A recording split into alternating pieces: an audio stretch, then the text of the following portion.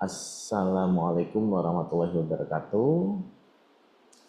Teman-teman sekalian, pada video ini saya akan menjelaskan tentang bimbingan dan konseling itu sebenarnya apa.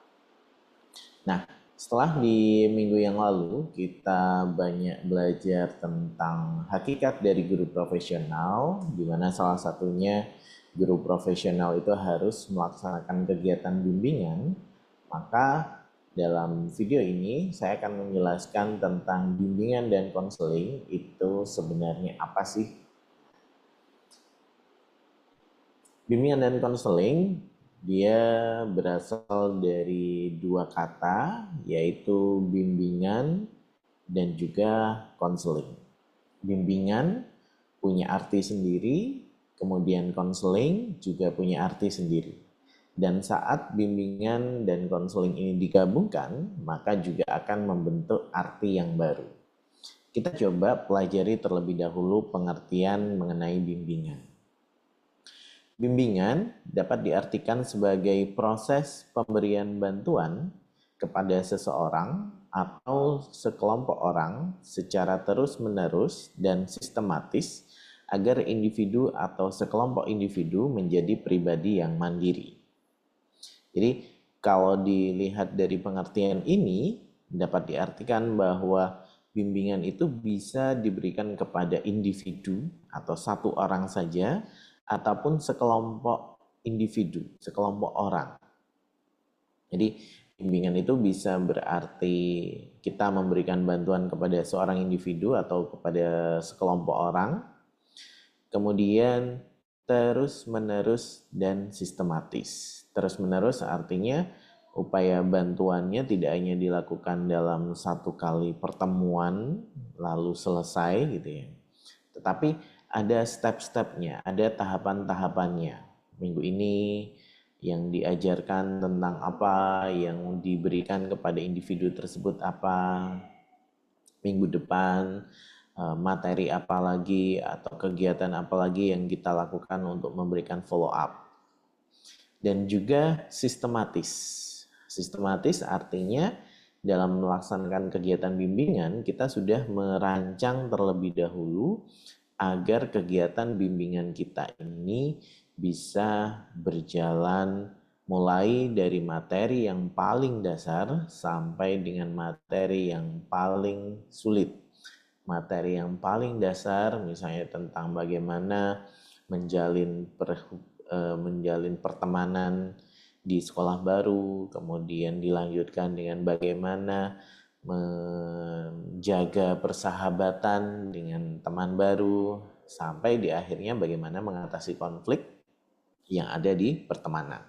Yang urut-urutannya kita sesuaikan dengan kebutuhan atau tahapan perkembangan para siswa. Ini yang disebut dengan terus-menerus dan juga sistematis. Jadi sudah terprogram dengan baik, sudah ada perencanaannya dengan baik.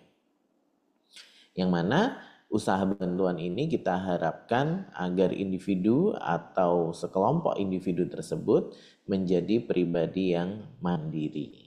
Jadi kita akan selalu mengingat bahwa tujuan kita di sekolah yaitu membantu agar para siswa itu mereka bisa berkembang secara optimal, mereka bisa mengembangkan kemandiriannya.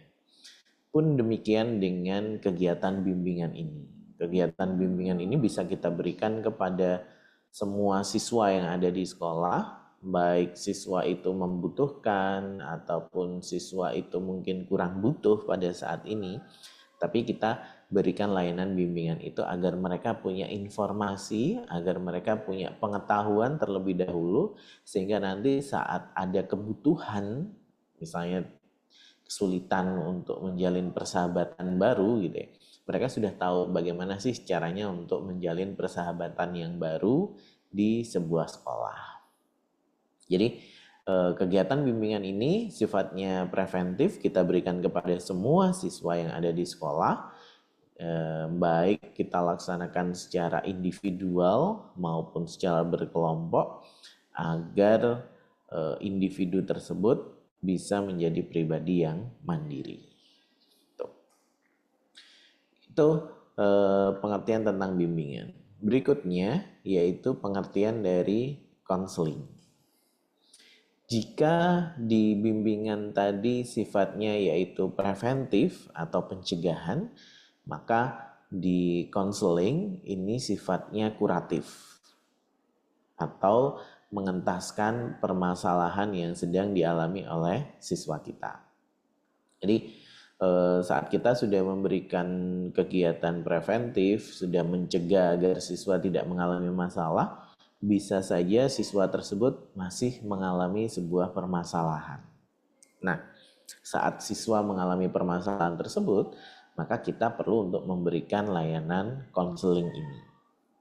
Nah, konseling bisa diartikan sebagai proses pemberian bantuan kepada individu untuk mengatasi hambatan-hambatan perkembangan dirinya dan untuk mencapai perkembangan kemampuan pribadi yang dimiliki secara optimal.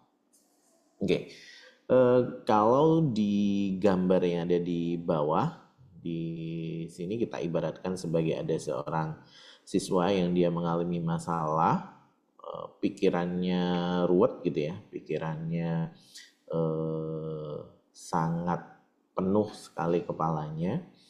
Kemudian saat siswa tersebut mau bercerita kepada konselor atau kepada gurunya dalam sebuah proses konseling, maka akan dibantu untuk menguraikan permasalahan tersebut agar lebih tertata dengan rapi. Jadi kita membantu proses berpikir yang sedang dilakukan oleh siswa ini. Kadang kan siswa yang bermasalah itu mereka kesulitan untuk berpikir secara jernih. Nah, maka kita bisa memberikan layanan konseling ini untuk membantu individu menguraikan permasalahannya, mengetahui gambaran permasalahannya dengan jelas, sehingga dia mampu untuk mengatasi hambatan-hambatan, mengatasi permasalahan-permasalahan yang ada di dirinya, sehingga saat masalahnya terselesaikan, dia bisa mencapai perkembangan dirinya yang lebih baik lagi. Jadi saat permasalahannya sudah terselesaikan, maka dia bisa fokus untuk mengembangkan dirinya lagi, mengembangkan kemandirian lagi, agar dia bisa berkembang secara optimal. Itu pengertian konseling. Jadi ada bimbingan yang sifatnya preventif dan juga konseling yang sifatnya kuratif atau pengentasan permasalahan. Nah, bimbingan dan konseling ini adalah dua hal yang dilakukan oleh guru BK di sekolah yang dibantu oleh guru mata pelajaran dan juga staf sekolah yang lain. Nah, saat kegiatan bimbingan dan konseling ini disatukan, maka mereka akan punya satu arti khusus lagi. Nah, coba kita lihat saat bimbingan dan konseling ini disatukan, maka akan membentuk sebuah pengertian baru dari kegiatan bimbingan dan konseling. Jadi kegiatan bimbingan dan konseling yang ada di sekolah itu merupakan usaha bantuan preventif yang disusun secara sistematis untuk membantu siswa berkembang secara optimal dengan memberikan informasi-informasi ataupun pelatihan keterampilan sehingga mereka bisa berkembang secara optimal. Namun, untuk beberapa siswa yang masih mengalami masalah walaupun sudah diberikan bantuan preventif ini, mereka juga akan tetap mendapatkan bantuan secara kuratif. Untuk beberapa siswa yang mengalami permasalahan untuk bisa menyelesaikan permasalahannya secara mandiri. Jadi bimbingan dan konseling sebagai sebuah kesatuan ini disebut sebagai usaha yang fokusnya preventif, developmental. Kita membantu untuk merancang, membantu untuk siswa bisa menghadapi setiap perkembangan yang ada di dalam dirinya melalui pemberian informasi, pemberian pelatihan keterampilan, sehingga mereka bisa berkembang secara optimal. Jadi target utama dari bimbingan dan konseling sebenarnya adalah preventif. Kenapa? Seperti halnya pepatah gitu ya, sedia payung sebelum hujan. Akan lebih baik kalau sebelum masalah itu terjadi kita sudah bisa mencegah terjadinya masalah itu terlebih dahulu. Jadi mencegah itu akan selalu lebih baik ketimbang mengobati. Jadi kita memberikan informasi-informasi, memberikan keterampilan-keterampilan kepada siswa untuk bisa menghadapi dirinya, untuk bisa dalam perkembangan dia sebagai remaja dari anak-anak menuju dewasa, dia tahu apa yang harus dia lakukan, bagaimana menerima perubahan yang ada dirinya, sehingga mereka bisa berkembang secara optimal. Namun demikian, saat ada siswa yang masih mengalami masalah, walaupun sudah diberikan usaha preventif developmental tadi, kita tetap harus mau untuk membantu. Jadi pada siswa yang mengalami permasalahan, tetap kita bantu untuk bisa menyelesaikan permasalahannya secara mandiri. Jadi kita hanya membantu proses berpikirnya saja, karena pada anak-anak yang bermasalah biasanya mereka kesulitan untuk bisa berpikir jernih gitu ya. Jadi kita membantu proses berpikirnya, adapun ide-ide penyelesaian masalahnya atau solusi apa sih yang paling efektif, yang paling bisa untuk dia lakukan, itu sebisa mungkin berasal dari para siswa. Karena para siswa inilah yang paling mengetahui cara terbaik untuk menyelesaikan permasalahan yang sedang dia alami. Karena dia yang menjalani permasalahan tersebut sendiri. Gitu ya. Jadi kita hanya membantu proses berpikirnya saja. Nah, sebagai satu kesatuan inilah yang disebut dengan kegiatan bimbingan dan konseling. Maka dalam sebagai bimbingan dan konseling sebagai sebuah sistem pendidikan yang ada di sekolah perlu untuk dilakukan oleh guru BK, oleh guru mata pelajaran, sehingga kegiatan bimbingan dan konseling ini bisa berdampak kepada semua siswa yang ada di sekolah. Berikutnya kita akan melihat mengenai tujuan bimbingan dan konseling. Nah, tujuan bimbingan dan konseling paling tidak ada 6 hal ini. Yang pertama, bergerak dalam bidang karir ataupun akademik, yaitu membantu dalam merencanakan perkembangan karir dan juga penyelesaian studi para siswa. Jadi sebagai bagian integral dari sekolah itu punya kewajiban untuk bisa meluluskan para siswanya, bisa membantu agar para siswa ini berkembang, memilih karir ke depannya seperti apa. Maka bimbingan dan konseling ini membantu dalam perencanaan perkembangan karir dan juga penyelesaian studi para siswa. Kemudian membantu proses adaptasi dengan lingkungan baru, utamanya bagi siswa-siswa baru, kelas 7 ataupun kelas 10, ada beberapa materi yang bisa diberikan, keterampilan-keterampilan yang bisa diberikan agar mereka bisa beradaptasi, melakukan sosialisasi di lingkungan sosial yang baru. Kemudian yang ketiga yaitu mengetahui dan membantu menyelesaikan hambatan belajar.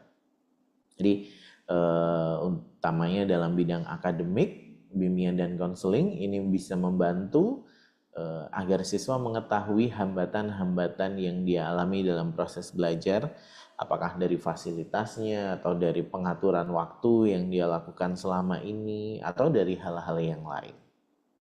Sehingga saat dia sudah mengetahui hambatan belajarnya seperti apa, kita bisa membantu untuk menyelesaikan hambatan belajar tersebut. Berikutnya yaitu membantu dalam mengembangkan minat, bakat, dan juga potensi para siswa.